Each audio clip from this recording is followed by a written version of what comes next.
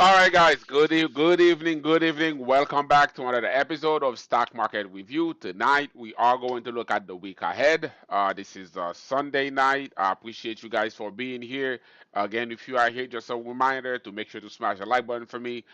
Interact with the live. That really helps the channel a lot. I appreciate you guys for coming here and spending part of your the end of your weekend. Pretty much with me. I really hope you guys had some time to refresh. This was a long weekend. Hope you had some time to spend time with families and loved ones, or maybe just take some time to be alone and just clear your head, rejuvenate, recalibrate, whatever, recharge, whatever expression you want to use. But I hope you guys are coming to the market ready because this week, buckle up. We have a busy, busy week ahead of us. This is not a joke, guys. This week also is about to mark the start of earning season. Literally the start. It's not much going on. This is why I haven't sent that out for those of you guys that's part of the community.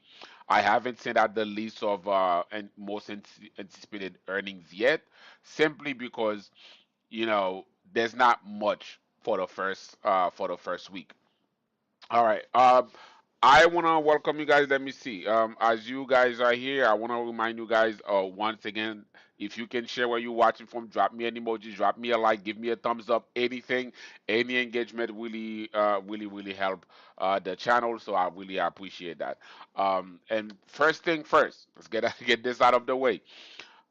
Guys, I am not your financial advisor. Nothing I say in this live is any suggestions for you to buy, hold, or sell. What I do here is for educational purposes. I'm reading what the market is saying, is pretty much saying through the charts, and I'm letting you know how me, Coach Ludd, is executing in the market. This is what I'm doing. I'm just letting you guys know what I'm doing.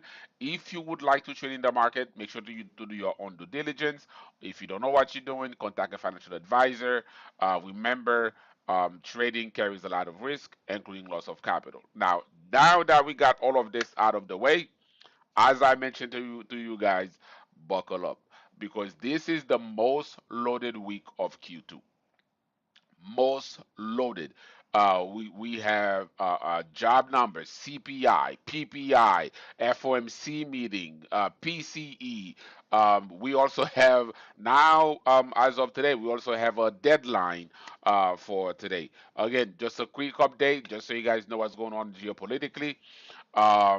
Another deadline was just given to Iran, which should be about um, Tuesday, 8 p.m. This is when the deadline will be over.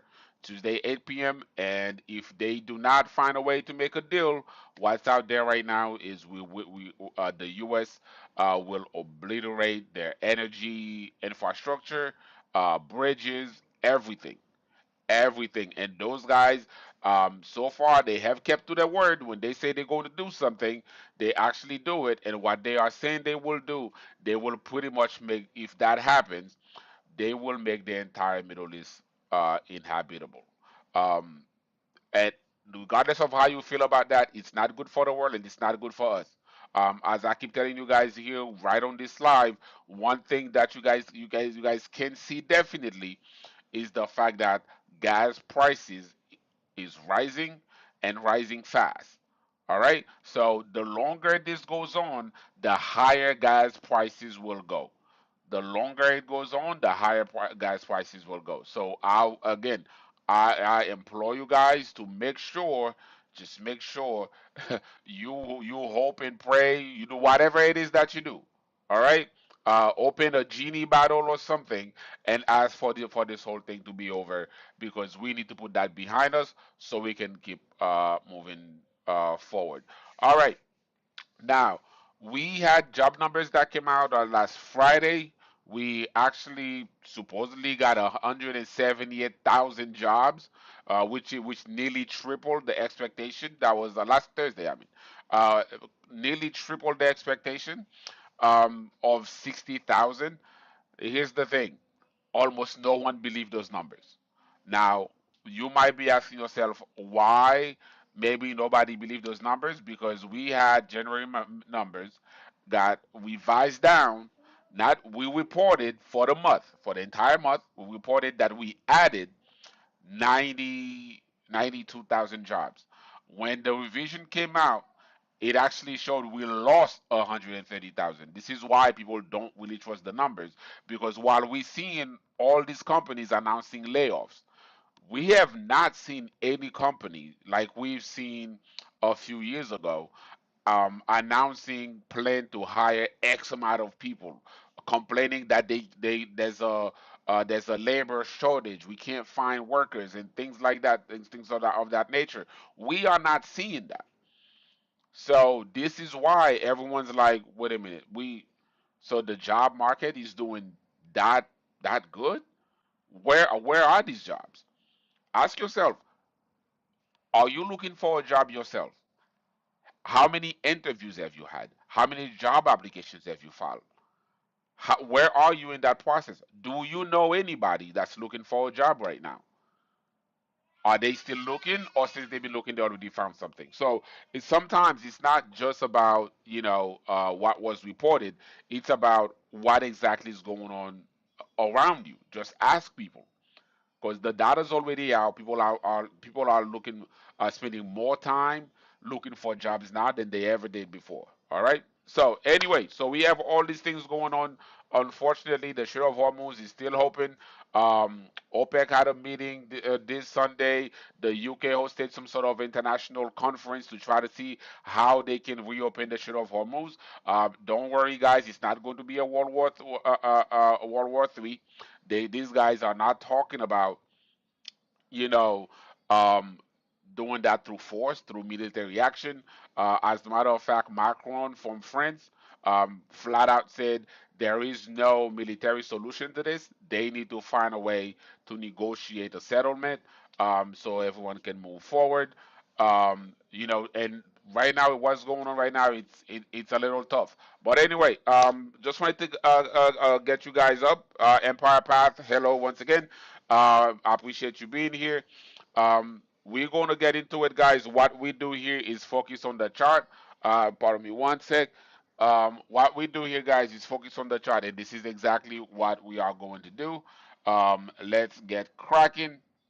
I'm going to start this live with the S&P 500. I know a lot of time we go S&P 500, we go on the SPX, but today I want to start with you guys with the SPY. I'm just gonna go through the SPY with you guys. So I already have these things here. You guys can see them. Let me just remove those, right? Actually, I can remove those after.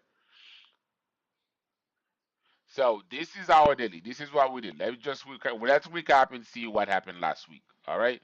So last week we went right to this level, bounced and pushed up. We pushed up. You can see there was buyers right at this level. Again, like I told you guys, we've had this level for a long time. This is structural support.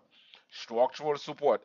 You guys can see it. So we came down and we bounced. That's the reason I told you guys when we got down here, right? I closed all of my put options. I told you guys that flat, so you guys should know that's exactly what I did. And as you guys can see, this is actually bearing out. Closing them was the right decision.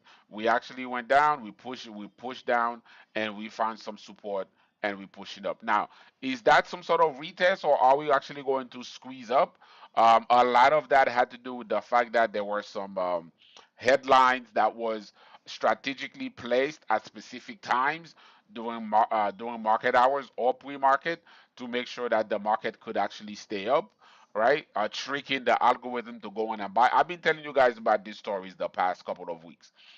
They tricking the algorithm so that way the algorithm can just buy, right? And then hopefully retail traders can come in and try to push the market to certain levels.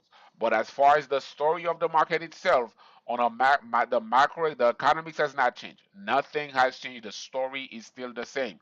And if you look at that on the daily, where exactly are we and what exactly are we doing, guys? There's no denying what we are seeing right now is a downtrend. Now, What do I have right here right now on my chart? I typically don't have these things. I want to show you guys. This is my 21-day EMA. That's my exponential moving average. Again, I want you to know the difference. When they talk about moving averages, there are simple moving averages and there are exponential moving averages. That's two separate things. So for a simple moving average, that just takes the average, what the average prices of the last 21 days. If it's the 21, the average of the last 21 days, this is where it would be. Exponential, I like to use it because I do feel like it's a bit faster, especially if you're using that to put in pretty much day trade, because exponential moving average gives more weight to the more recent days.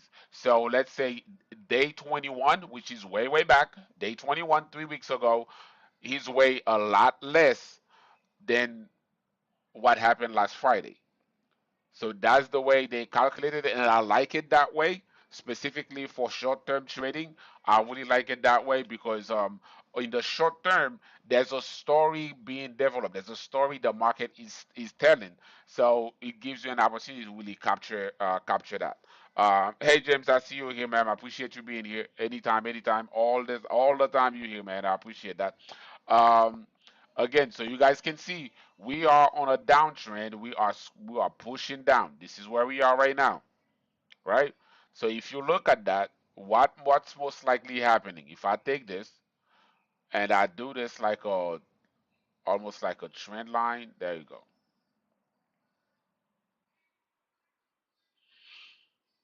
Okay, if I do this and do this almost like a trend line, you guys can see there's a trend line like right here. If I even wanna tighten that a little bit, there you go. We are right at a trend line. Now, you're gonna see that typically when you have those. Let me remove the this so you guys can see the screen better. There you go. I'm going to remove this and that. Now, what exactly are you guys seeing right right at this level? Right? What we seeing, let me see, where should I take this? I can take this from here. Look at that. So we have a wedge pattern that sort of goes like this, right? This is what that's doing. Now, where exactly is the most probable for this to go? The most probable from where it is right now. Again, I didn't buy swing on this. I didn't buy swing on this. Where is the most probable to go? Actually, no, no. Let me correct that. Um, oh yeah, actually, I closed my puts on Friday, so I don't have any puts open right now. I don't have any puts open right now. What's the most likely move to happen? That would be a move down. Why? Because we have been rejecting here. I mean, it's not 100%, right? That's the higher probability. The higher probability, as of right now, again, and if you look closely and see what's happening, we're doing almost like a double tap. That's in the 4 hours. Let me just zoom in so you guys can see it. What do you see here? We came down here, we bounced, we pushed up, we dropped, we rally back up to that level. We got rejected, right? Now it's not a perfect setup. This is not. We don't have a bearish setup. Um, and this is the most likely move to happen. Again, what we are looking at what we are looking at is the higher probability play. That is it. The higher probability would be a move down. So that's what I'm looking at right now. Now, if we want to look at the other, let's take a look at the other side, right? This is what may also happen. Let me just fix this on the side real quick. All right, that this is the other side. What exactly do you guys see might be happening here, right? This would be an inverted head and shoulder pattern, and this is our neckline. All right. So now we also have that, but the reason I'm giving the move to the downside a higher probability is because we having that neckline being done at a strong, strong resistance level. All right, strong resistance level. Again, the fact that we have that inverted head and shoulder pattern, that means it is possible we squeeze up. It is there. But the one thing I keep telling you guys every single time we have those lives, I keep telling you guys, it's not just about the pattern you have, is where exactly is that pattern being formed, and you really have to take that into consideration. So, but I just wanted to let you guys know there we do have two possible plays currently in play right now. We have two possibilities.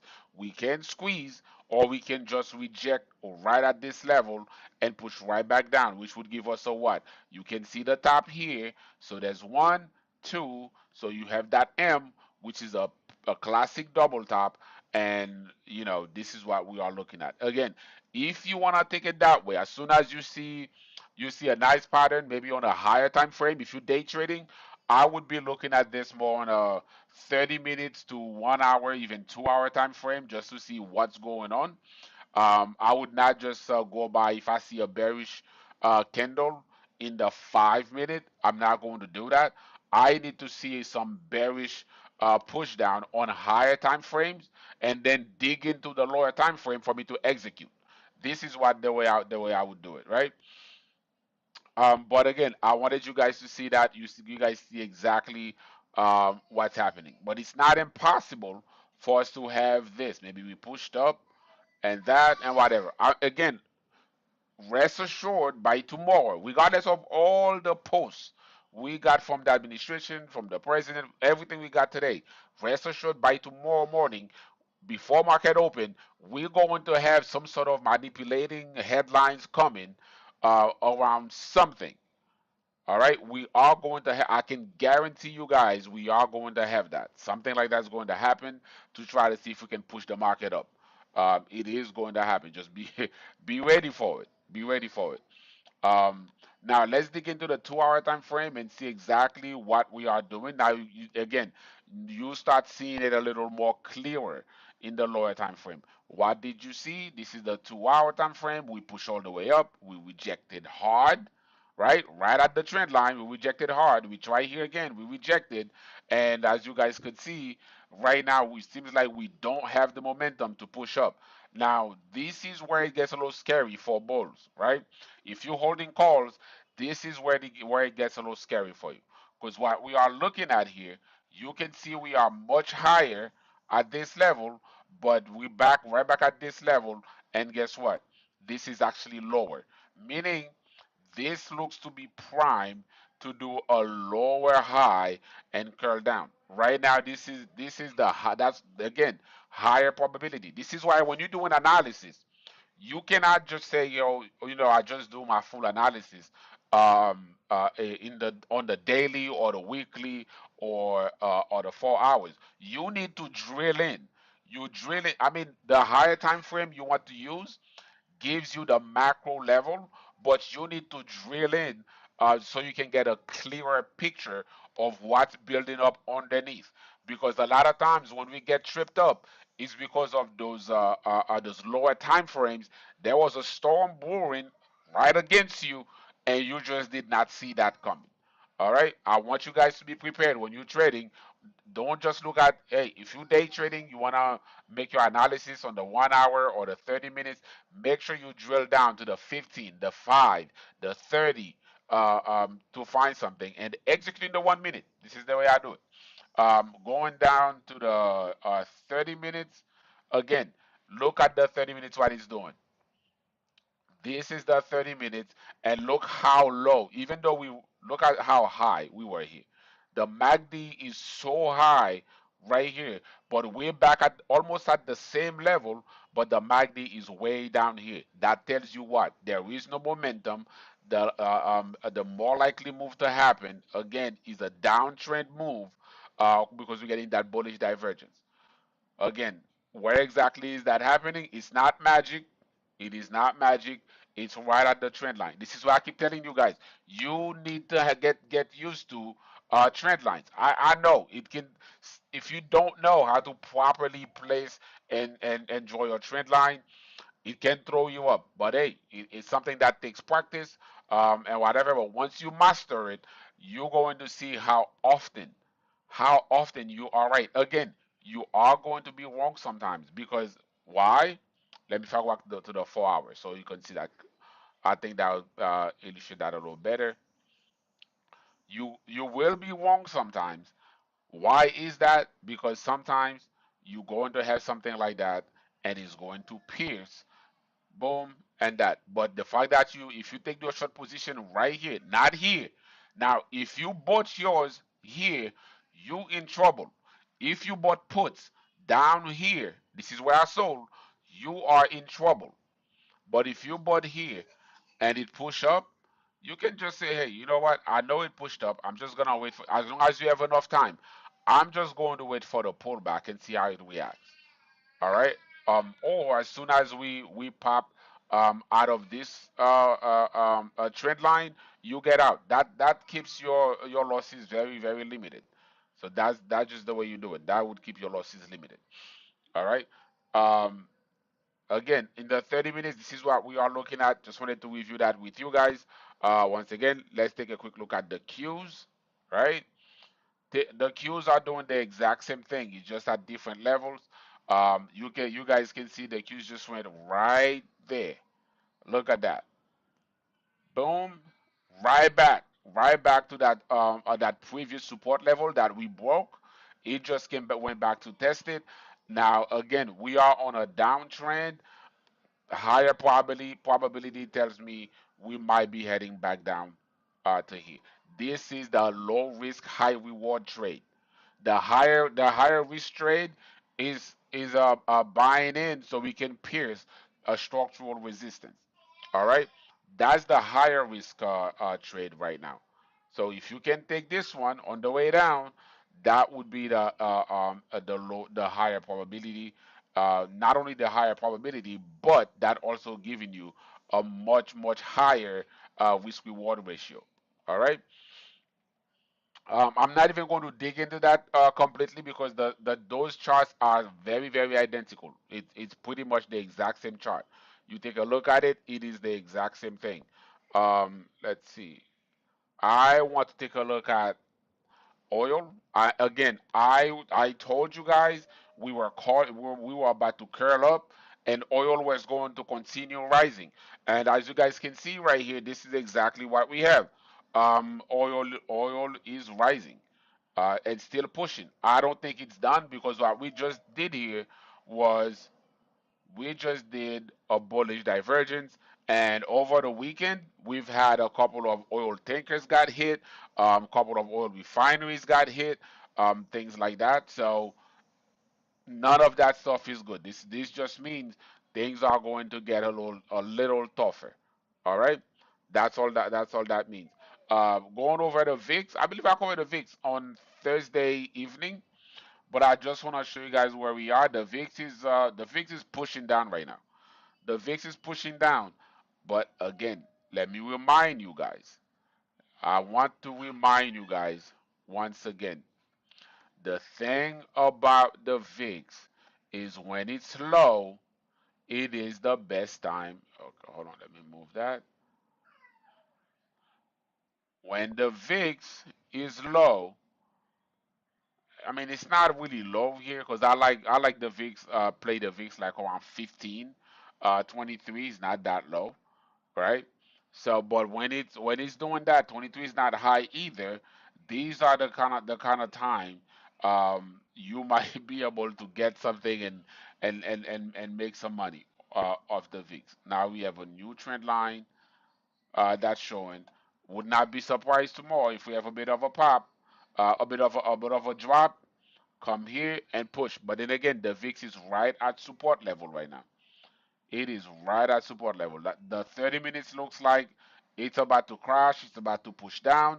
But then again, every single time this is not the first time we see one of those drop, and then we completely gapped up and things just won. All right, so there's nothing new here. Now, went over oil, went over the VIX. Um, Let me see that. Oh my goodness. United States Oil Fund. This is a rip. That just went parabolic. That's parabolic. But let me just take a quick look at our good friend Bitcoin. Let's just see what Bitcoin is doing. Again, I've been calling Bitcoin dead money over the past. a couple of days. Oh, the Bitcoin might be up to something. Are we cooking with gas here? Bitcoin might be up to something. Um, so that's this low. Seems like we're curling up right here. That would give us a nice bullish divergence for us to push up. All right. Bitcoin wants to show some life. Can it do it? That's the biggest thing. Let me go on the if we go on the weekly, right? We go on the weekly time frame. This is showing a possible double bottom with a higher low on the right bottom. All right. So this is what we are looking at here with Bitcoin. Can we do it? I'm still not very confident. Why? I'll explain to you guys why. Those last three candles, you see, let me see. Let me zoom in so you guys can see it. You see this bearish candle, then this a bit of a hammer, but you can still be considered since he has some tail here. Can still be considered like a big body doji, almost. That's a nice bullish candle, but I don't like the fact that this candle did not close like more like way up there, which would cover about 50% of this candle. So if you're looking at that and saying you see a morning star, that is not a morning star. All right. Again, for those of you guys who do not know, a morning star would be when you have a bearish candle, you have a doji or something close to a doji, but the bullish candle that comes after the doji needs to cover at least 50%. It needs to close above 50% of the bearish candle. All right, it needs to close above 50%. And if you're looking at this, that did not happen, right? That did not happen. Now let me, if I wanted to draw this like that,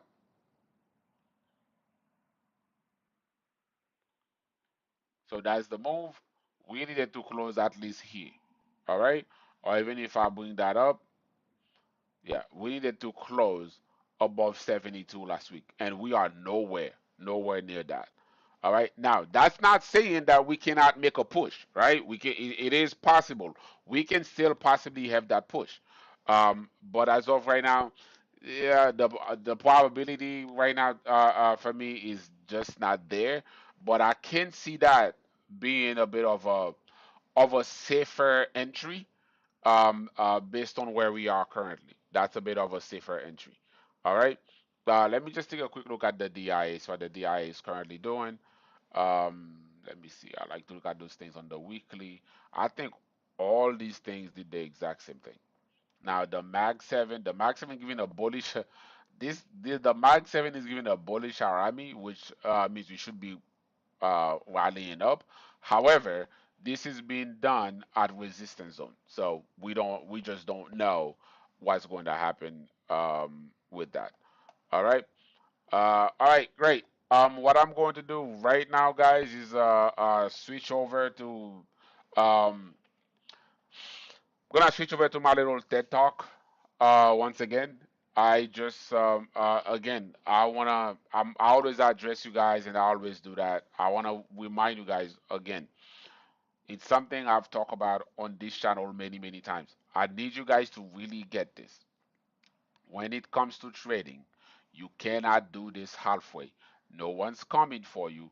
No, if you do, it's very rare, but if you do have somebody that's motivating you, I appreciate that. If you have somebody that's trying to keep you in check, I appreciate that because trading can be one of the loneliest things that you can do because most people are not part of a community. That's one of the reasons I really wanted to have a community because even if you're not trading live with people, right? Trading live is always going to make things a little different.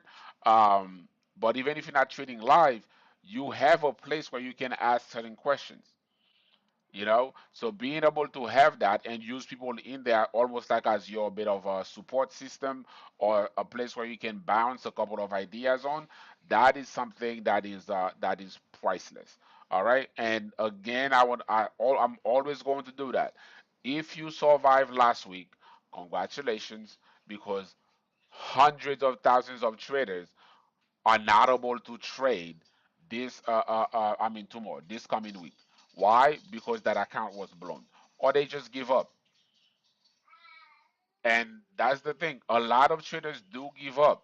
And it's not because sometimes people just want to give up, right?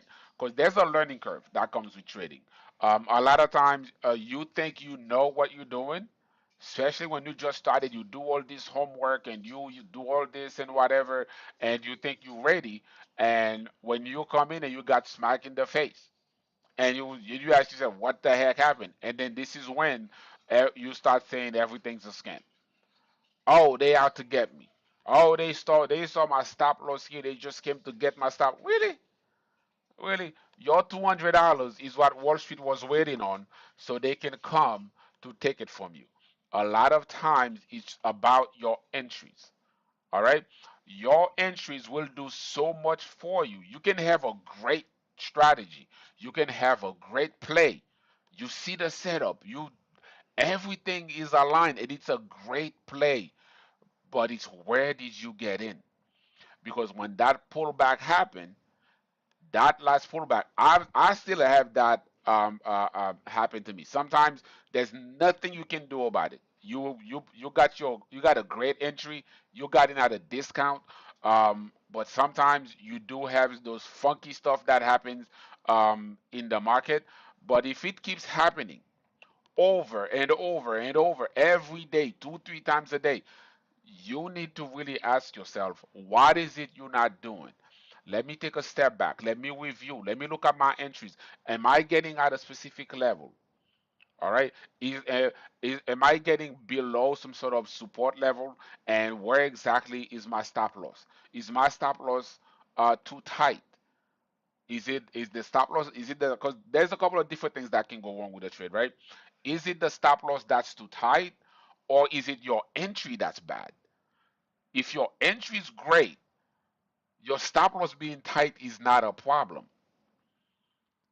And I want you guys can, if you're being honest with yourself, you will see that sometimes when you have a great entry on something, it's like, let's say, let me give you an example, right? So you're waiting for a trade, and let's say it's some sort of open range breakout. Since I always talk to you guys about this trade, it's an open range breakout.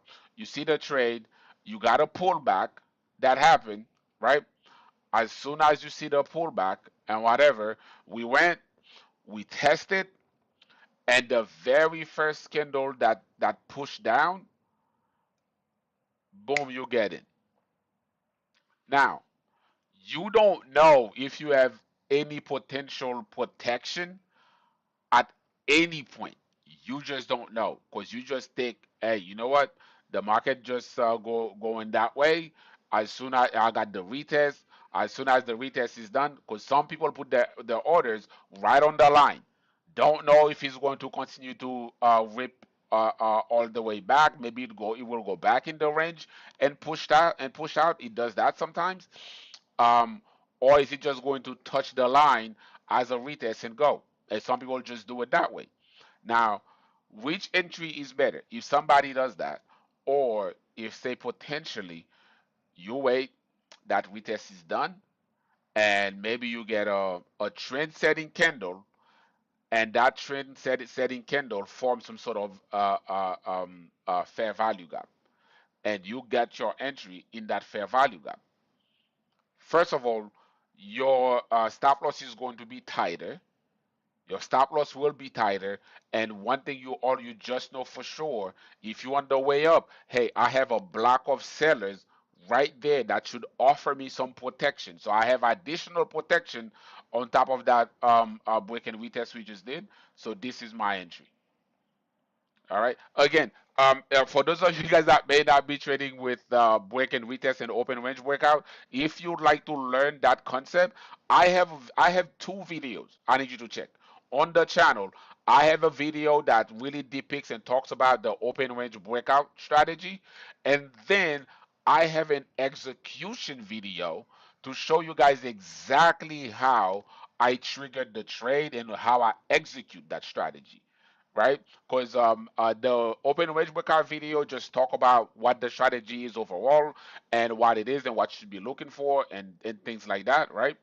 But the execution video gets a bit more detailed. This is where you really get the money, right?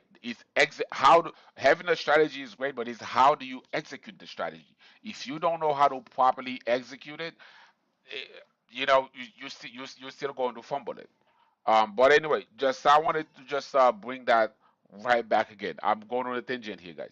I wanted to bring that back once again. I That is something I really want you guys to do. Whatever it is that you're doing, it doesn't matter if you have a trading account with 500 or $1,000 or $5,000, regardless of what it is. You need to have a tracking mechanism. I'm not talking about a journal, a tracking mechanism. Have your weekly or whether it's a weekly or a monthly revenue goal, have that and break it down. So that way you're not trying to go after home runs because that's what you want to do every day. Break it down to how much you want to make every single day. All right. Let's say for those of you guys who work, if you can make an extra 3 grand every month, that would be great. But guess what? If you're trying to make an extra 3 grand every month, you need to be able to know specifically how many trading days we have for that month, right? And how much you need to make each of those trading days for you to reach that by day 30. Not by the fifth day, not by the first week. If it happens the first week, congratulations, great, because you can have a warner and things go your way. That's great. If it happens in week two, all these are bonus. But what I need you to do is break it down per day, whatever it is. If we have 20 trading days for the week, I mean for the month, I need you guys to take that 3K and divide it by 20. That way you get that number and you tell yourself, this is the number I will be chasing every single day. If I make more than that number, that's okay. But if I just make that number, I win the day. That's it. All right, guys. Well, that's about it, guys. I'm not gonna stay keep you guys here too long. For those of you guys that are part of the community, I will be on Teams shortly. I do have something I just uploaded in the chat for you guys to have. We're gonna go through it. I will be on shortly. I will see you guys in the live. And for those of you guys who are not part of the community, I really encourage you guys to join the community, especially if you're looking for a trading room. You want a trading room. I have that trade again. That trading room is. I'm gonna be completely honest with you guys. My trading room is not free. All right, you're trading live with me. You seeing how I'm trading. I'm giving you everything. You're getting the analysis, why I'm getting things this way and whatever and this and that. So it is not free. That's my expertise I'm giving out. This is not something that is free. You can contact me and we can work it out. But again, for those of you guys that are not part of the community, I really encourage you guys to join in. I think you would benefit quite a lot from it. If you just want to copy my trade as well, this is just 25 bucks a week. You can come in whenever I take a swing trade. I'll drop it in the chat so you guys can know. You can copy those trades if you want to.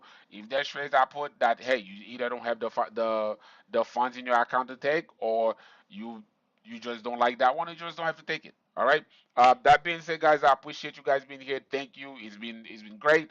I will see you guys tomorrow. I need you guys again to remember those principles. It is still POP, process over profit.